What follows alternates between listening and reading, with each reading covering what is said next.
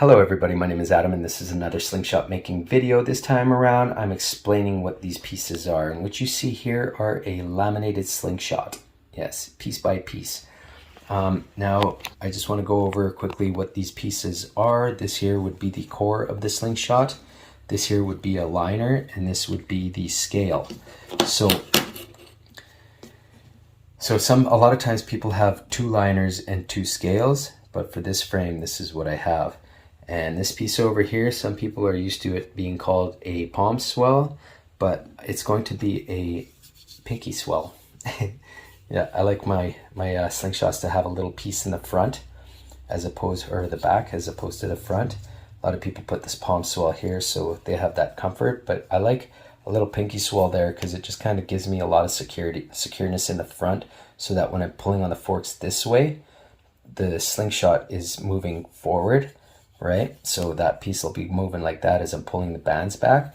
So with a pinky swell, it just really helps to keep things secure there in the front.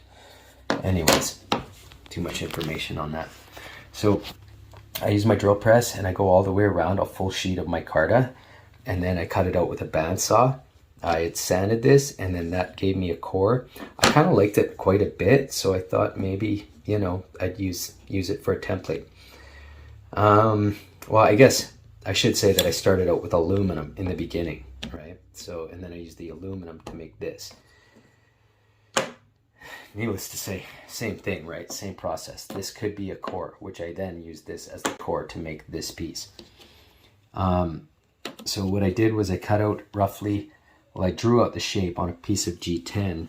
I drew this shape in my hand, this micarta piece, on a piece of G10, and then I roughly traced it and then cut it out, which then I drilled all the way around the thing, and then I cut it out. So I also put my tube holes here. I put those in very early. It was actually the very first thing I did when I made the slingshot, and then I went from there.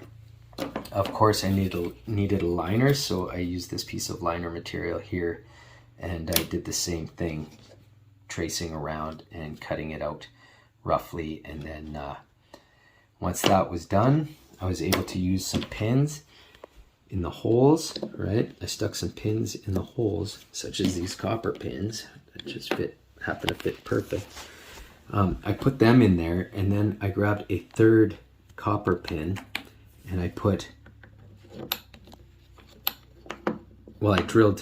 these two holes, then I drilled this hole. So, but now I have three holes, right? So if I'm doing anything with this slingshot as I'm sanding it, or drilling, or whatever it is I needed to do with the rest of the remaining pins, I always have three, if not two, pins in it at all time, and it kind of helps to keep the template secure as I'm sanding, right? To keep all the pieces exactly the same. That's why they look all exactly the same. That was sort of the method that I had used. Anyways, these are pieces to a laminated slingshot. And then when they go together, well, before they went together, I had to drill little tiny pock marks in each and every piece. Not fun. Then I obviously scuffed it up with some sandpaper, roughed it up so that it's not so smooth. Otherwise you'd have this, and if you glue pieces like this together, they're going to more than likely come apart. Maybe not, but more than likely. I only did a few little holes in here, but anyways, I scuffed it up and you know, with some sandpaper. So then I would use some epoxy. I would put some epoxy on it, and then I would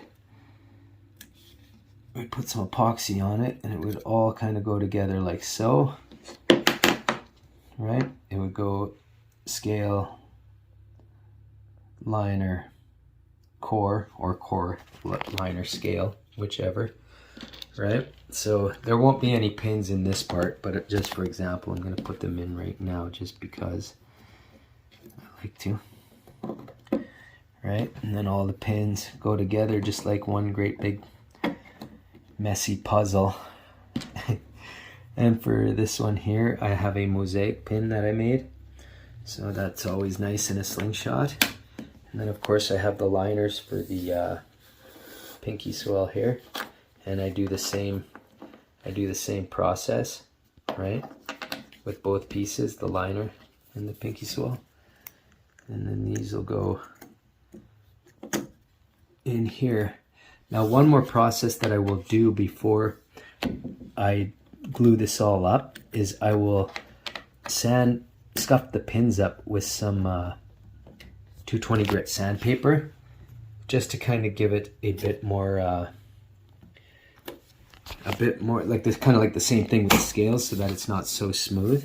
And I got some little pieces here that will go in the forks to help secure the forks if it's ever dropped.